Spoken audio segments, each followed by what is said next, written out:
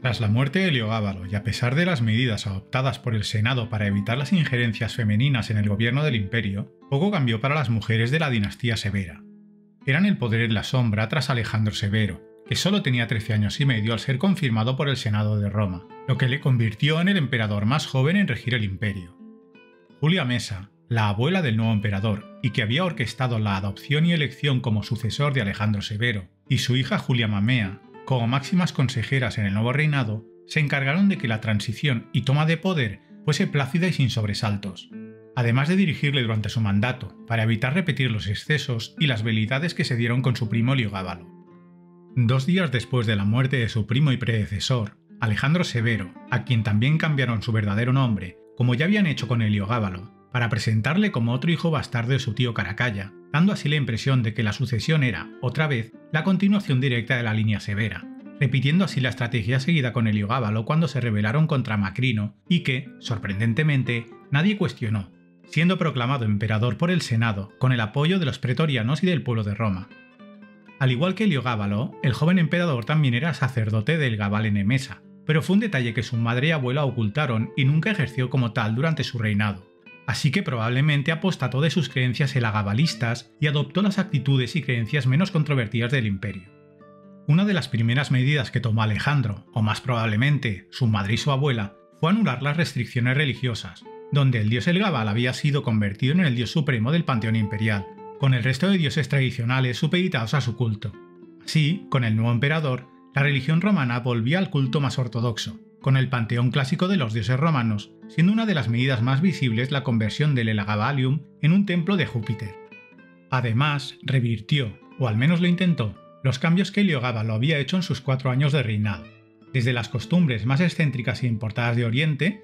a tratar de sanear la economía que, durante el breve reinado de su primo, había quedado en muy mal estado.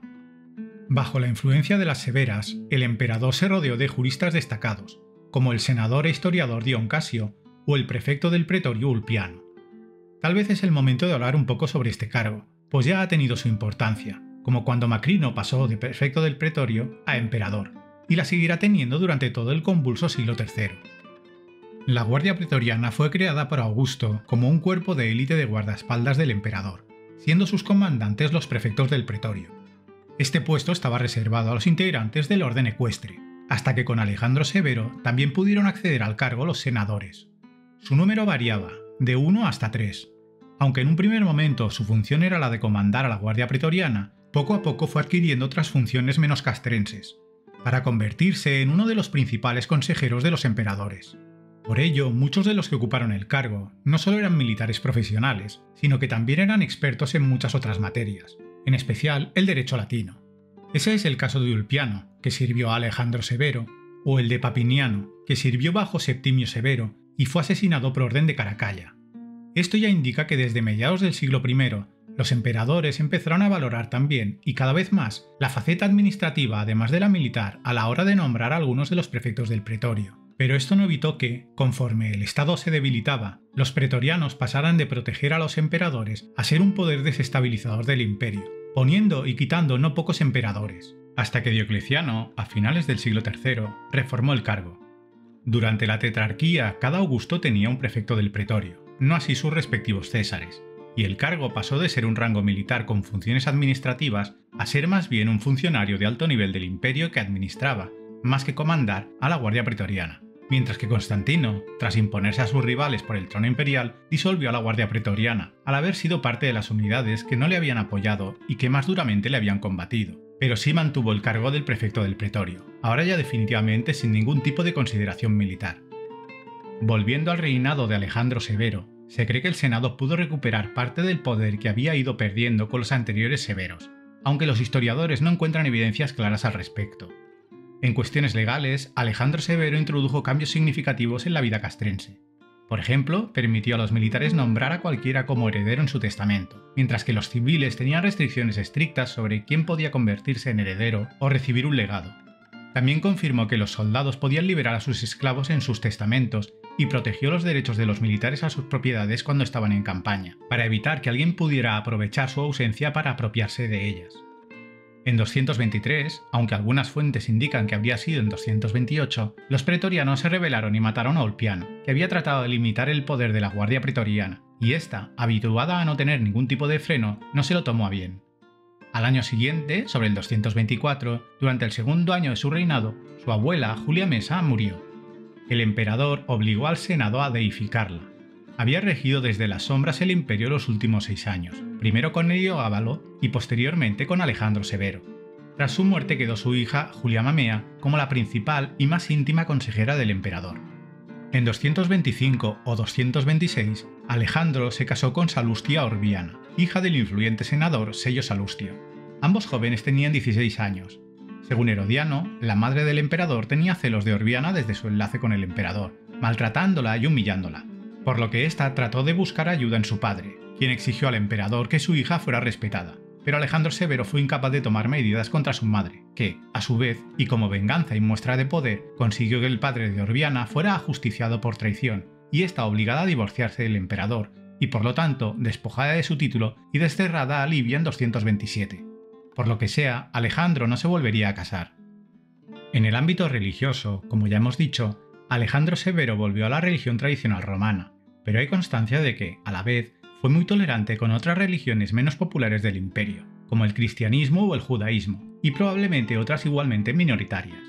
Respecto al cristianismo, la historia augusta señala que el emperador se mostró muy abierto, y según afirma, estaba dispuesto a permitir un templo a Jesús en la propia Roma, pero los sacerdotes ortodoxos romanos le hicieron desistir, según parece porque auguraron que de permitirlo, el cristianismo se impondría como la única religión del imperio.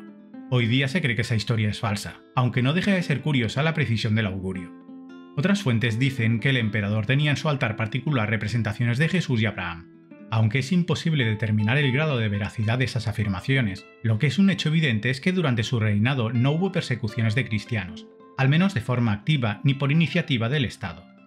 Por otra parte, sí permitió que se construyera una sinagoga en Roma a su vuelta de su estancia en el este, y le ofrendó, como regalo, un rollo de la Torá conocido como el rollo de Severo, hoy día perdido, y que había sido saqueado del templo de Jerusalén por el emperador Tito durante una revuelta judía a finales del siglo I.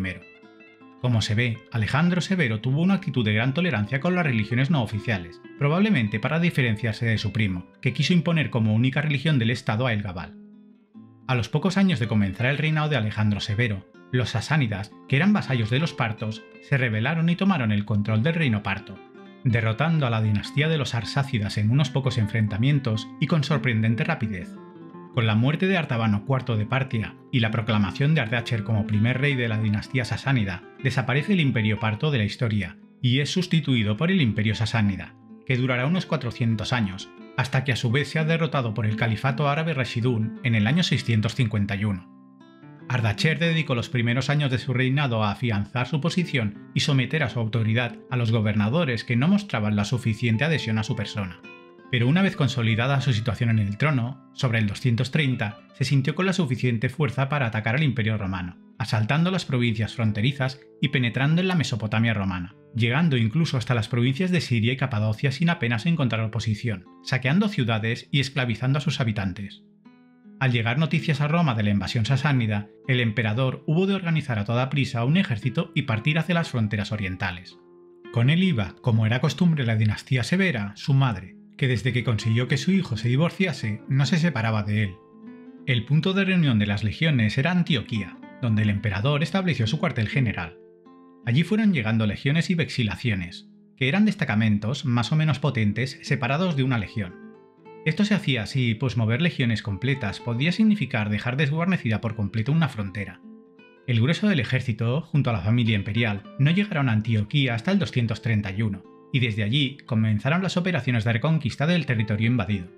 A pesar de haber sido formado con esmero para el gobierno del imperio, Alejandro no tenía ningún tipo de experiencia militar. Esto se notó a lo largo de la campaña, con falta de disciplina en las legiones, debida sobre todo a la tacañería del emperador y su madre con el ejército, así como a la mala preparación de aprovisionamiento, transporte y rutas de la campaña, sufriendo un número muy alto de bajas en gran parte por la falta de suministros, desastrosa planificación o malas elecciones logísticas.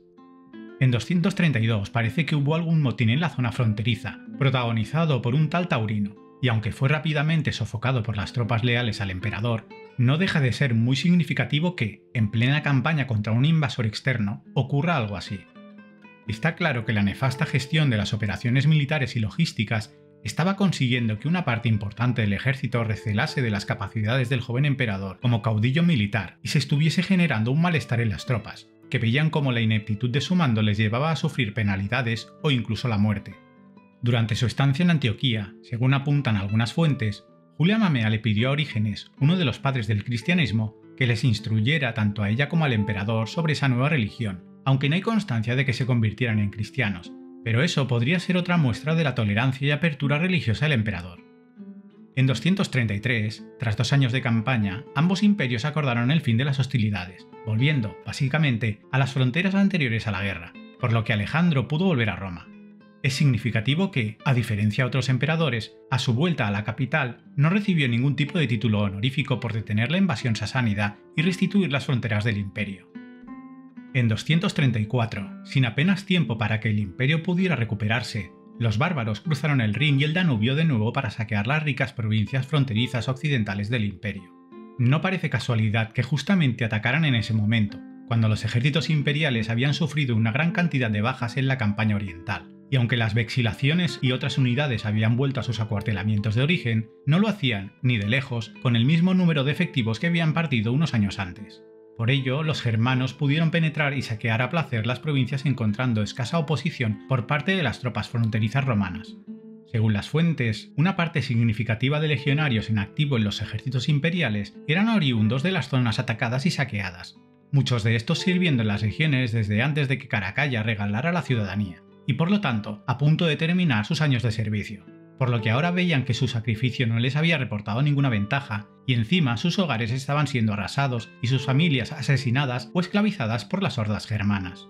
Y mientras, el emperador no parecía que estuviera haciendo nada para detener la invasión ni por cuidar de sus súbditos. Es en ese momento que parece que los legionarios empezaron a cuestionarse la capacidad de liderazgo del ya no tan joven emperador, viendo su desastrosa campaña en el este, cuyas malas decisiones operativas y su deficiente planificación y preparación habían provocado, a ojos de los legionarios, demasiadas bajas, y ahora su inacción en las fronteras occidentales, con la sutil diferencia de que los que sufrían la ineptitud e incompetencia de Alejandro Severo eran los familiares y amigos y conocidos de los legionarios, así como sus posesiones.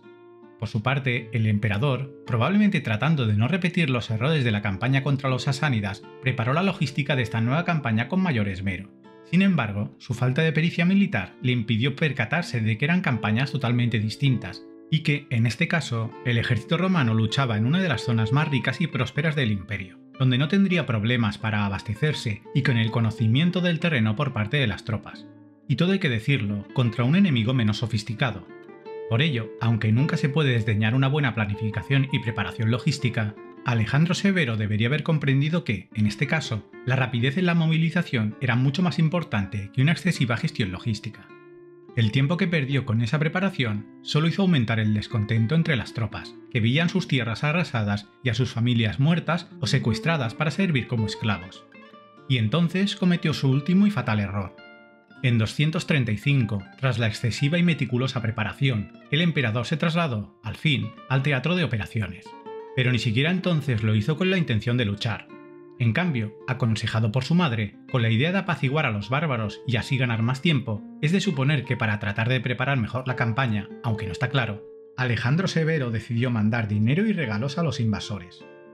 Hay que recordar que el emperador, también guiado y asesorado por su madre según nos dicen las fuentes, había sido, desde el inicio de su reinado, muy poco generoso con sus soldados, que ahora veían como el emperador, en cambio, sí agasajaba con ingentes cantidades de dinero a los bárbaros que acababan de saquear y matar o esclavizar el territorio imperial y a sus gentes, en vez de masacrarlos y demostrarles así que el imperio no permitía que se violasen sus fronteras sin las consecuentes represalias. Pero en vez de ese escenario, Alejandro Severo, con sus actos, parecía querer ganar la guerra contra los invasores bárbaros con sobornos en vez de con una demostración de poder. Fue a partir de ese momento, de ese último agravio, que el ejército comenzó a tramar su sustitución. Al llegar a la frontera, la situación era de calma tensa, con los legionarios cada vez más cabreados con la situación, y los bárbaros, que gracias a los sobornos se mantenían tranquilos y a la expectativa en su lado de la frontera, pero seguían siendo un peligro real para las provincias fronterizas. A día de hoy no se sabe si el emperador quería firmar una paz duradera con los bárbaros enviando mayores sobornos o si estaba preparando la invasión del territorio bárbaro para, emulando a otros grandes generales y emperadores, arrasar a los bárbaros que habían osado saquear el imperio. Ninguna de ambas opciones era aceptable para el ejército. Pagar a los que acababan de saquear al imperio para que no volvieran a hacerlo seguramente requeriría una gran cantidad de oro que, vistos los precedentes, saldría de su paga o de no recibir generosas bonificaciones del emperador. Mientras que la opción de adentrarse en territorio hostil, comandados por un mando que ya había demostrado sobradamente su incompetencia, tanto en la campaña oriental unos años antes como en la preparación de la que se avecinaba, tampoco debía ser el sueño de ningún legionario. Así, en marzo de 235, Alejandro Severo fue asesinado en el campamento de Maguncia junto a su inseparable madre. Allí mismo, Cayo Julio Maximino, que ha pasado a la historia como Maximino el Tracio, fue aclamado emperador por las tropas de la campaña occidental, terminando así la dinastía severa. El cuerpo de Alejandro fue enterrado junto al de su madre, Julia Mamea, en un sarcófago bellamente decorado con escenas del mito de Aquiles, en un mausoleo de Roma. Hoy día ese sarcófago se encuentra expuesto en los museos capitolinos.